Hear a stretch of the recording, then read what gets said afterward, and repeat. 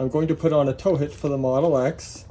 We lift this up, we insert the key that they gave you, and we make sure that it's turned to the unlocked position right here. So it was locked when it came out of the frunk.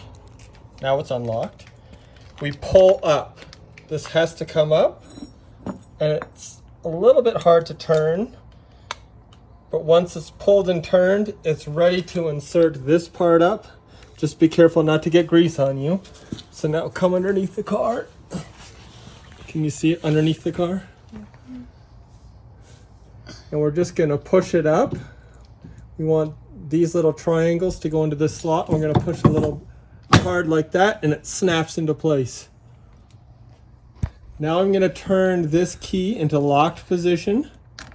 I'll take it out, and this keeps all the dust and grit from getting into the keyhole.